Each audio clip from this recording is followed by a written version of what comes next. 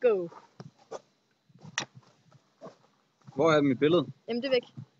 Du skal bare snakke. Så start forfra. Nej. Jeg skal kunne se mig selv. Nej, det kan du ikke. Men det kan jeg godt, eller hvad? Nej, du kan...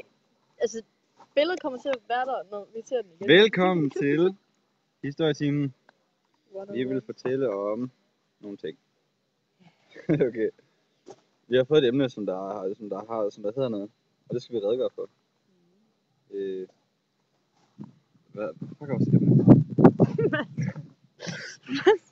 Emnet hedder noget. Så, nu prøver vi igen. Okay, så skal jeg sådan lige... Ja, okay. Dag. Hvis vi skal redegøre for vores emne, så handler det jo i bund og grund om tiden i år omkring 1700-tallet, hvor konflikten mellem Las Casas og Sepulveda udfolder sig. Og det er jo... hvad? Var det 1400-tallet?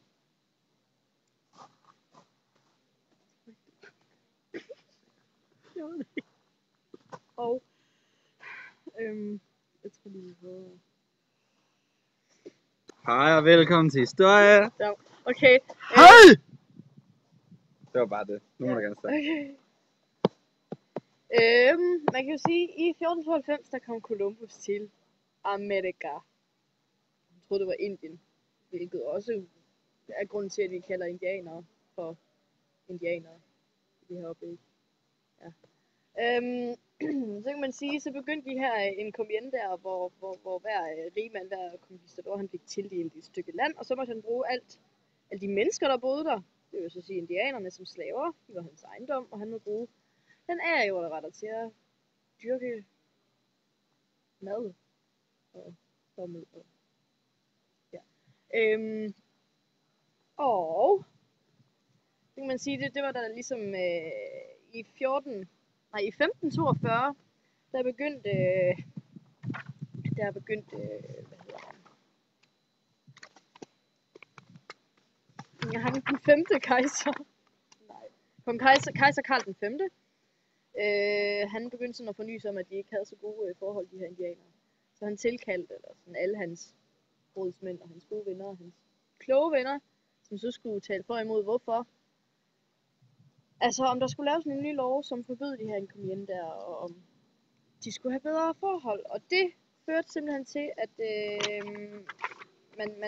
man synes, at de her encomiender, de var ondsindede. Alle de der militære ekspeditioner og conquistadores, de blev forbudt, og det blev forbudt. Alle indianer, der var blevet retfærdigt gjort til slaver, skulle være frie igen, og man måtte ikke... man måtte ikke have slaver. De skulle så gensættes under det spanske styre med fulde rettigheder. Basically det. Så begynder de der conquistadores at blive mega sure, fordi det er jo deres indkomst, der lige er røget der.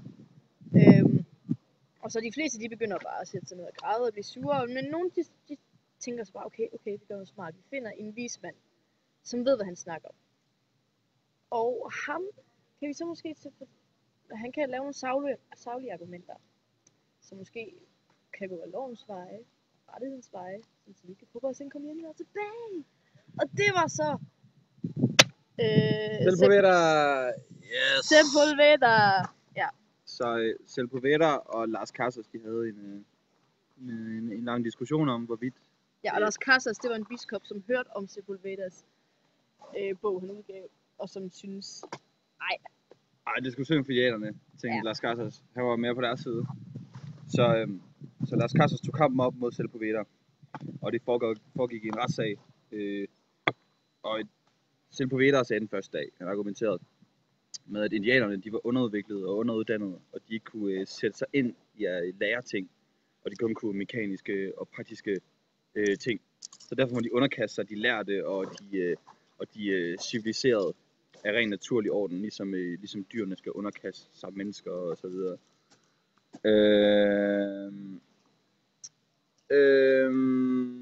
Og så sagde han også, at de skal underkastes det spanske åg, så de kan blive holdt øje med, og så de kan straffes for deres synder og deres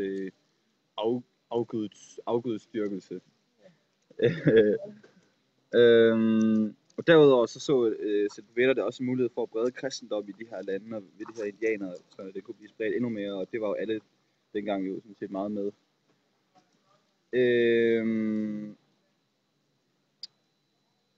Og han argumenterede også med, i forhold til alle de der, Ej, hallo. som der blev ført, der sagde han til Poveda, at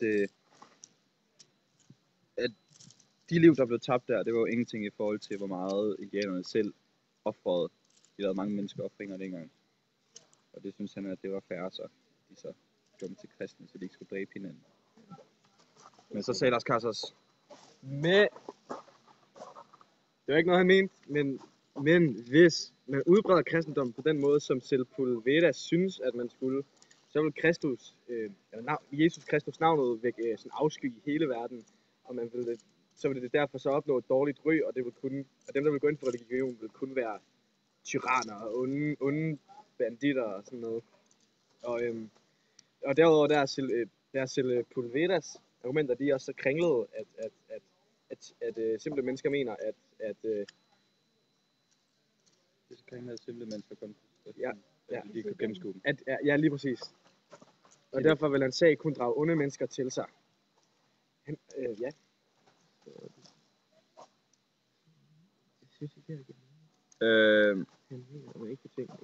Han mente også, at man ikke kunne tvinge et menneske til at gøre godt, og at et menneske skal modtage god behandling og eller gerning, for at den kan blive gengældt.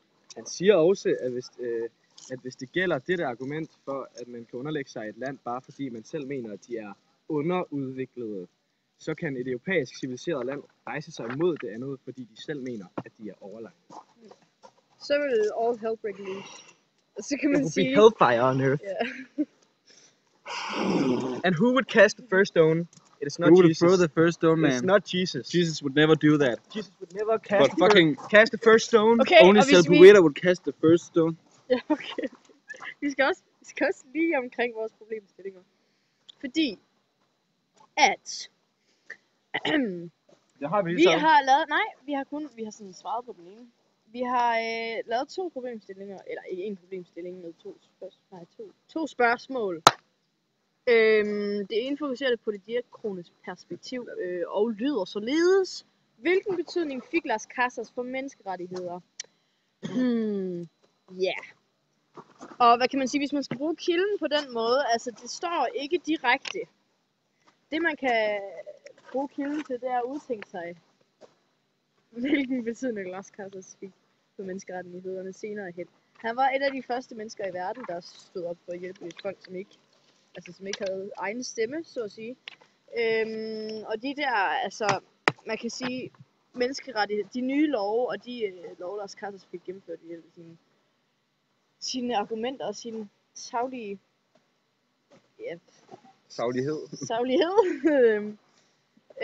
kan man måske sige, var del af starten på den lange vej mod FN's menneskerettighedserklæring i 45.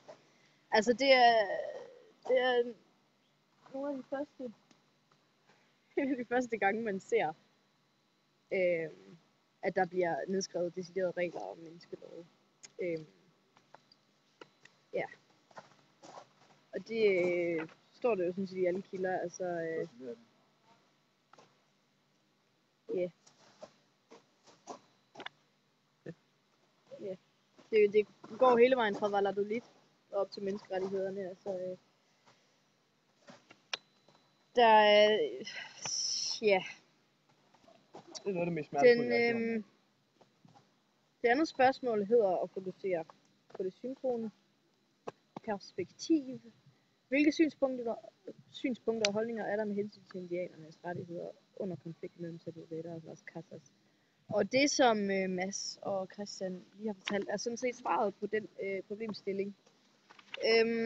Og har brugt kilde 25, kilde 26, og det må være, kilde 27 hovedsageligt.